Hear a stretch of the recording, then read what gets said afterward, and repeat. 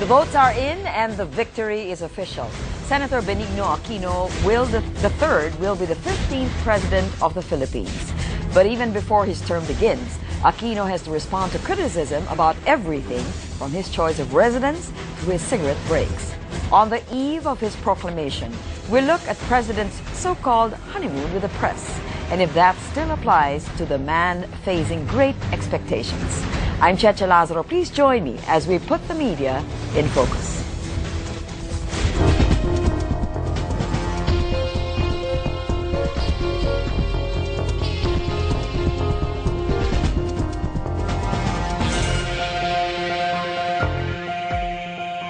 Joining us tonight are attorney Edwin Lacierda, spokesperson of Senator Noynoy Aquino, Raissa Robles, senior Manila correspondent of the South China Morning Post in Hong Kong and Radio Netherlands, and Inday Espina-Varona, editor-in-chief of the Philippines Graphic. Welcome to Media in Focus, and thank you for joining us on this honeymoon episode, as we call it.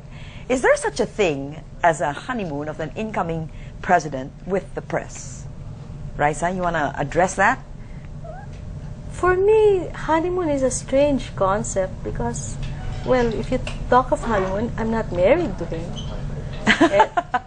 The press is not married to him.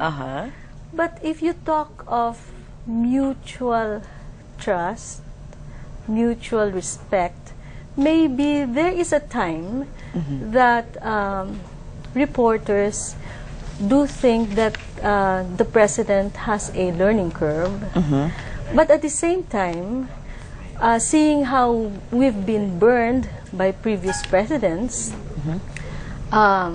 I do believe that the reporters will be looking very, very closely whether the president will make good his promises, and second, at what his cabinet ministers will be doing.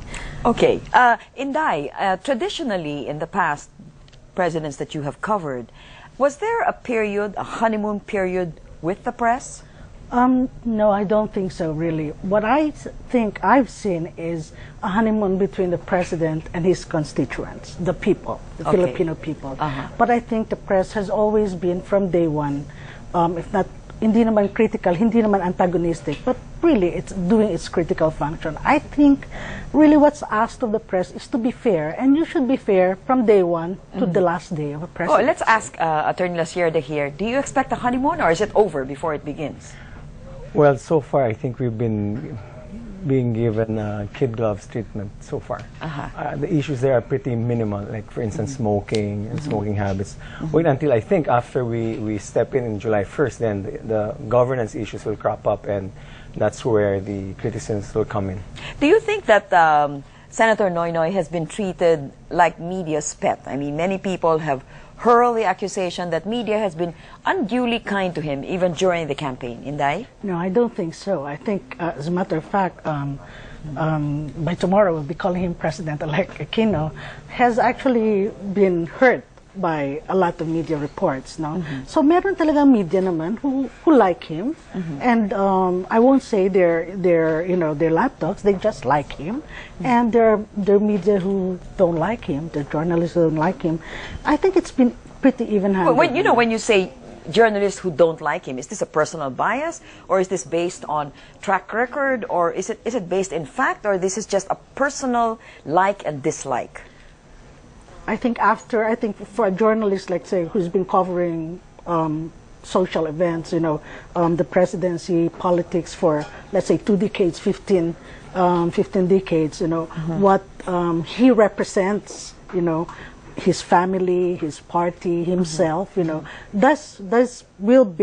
have some bearing on how a journalist eventually sees him. Iba pa yung when you're actually reporting, you try to be fair, but because of social networking, where we journalists don't just report but also put in our opinions, so that's where you get na medyo klaro kung Pero during the campaign, yes. I think subsequent to the campaign, there was a survey made by Pulse Asia, I think, yung credibility ng dalawang big network stations went down.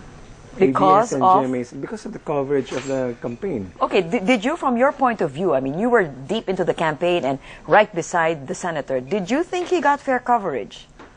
Yeah, I think he got fair coverage, but you can't stop some of our members or some of our volunteers from complaining that, bakit si ganito? Napaka-negative. Bakit si ganito? Panay ang bira kay Noynoy. Okay, what about the question of unsolicited advice?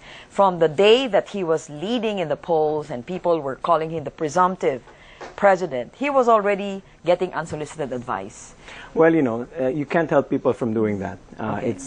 But Senator Aquino has been dead set on what he has, things that he planned to do.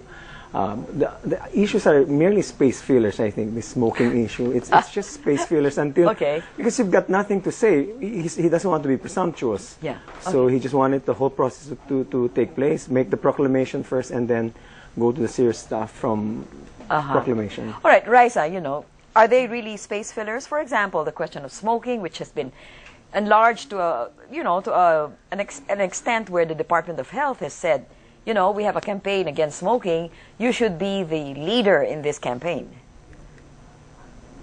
Well, smoking. Well, you can't have the president of the Philippines smoking In public. and in public, and you have an anti-smoking. Do we have an anti-smoking We do, law? we do. Well, the DOH is Yes. relaunching one. Would you, as a columnist, criticize that?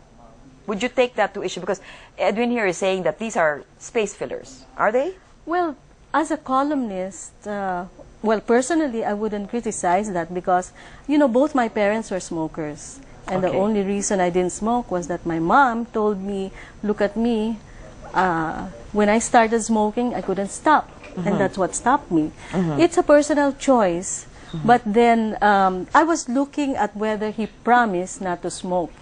What he said was probably.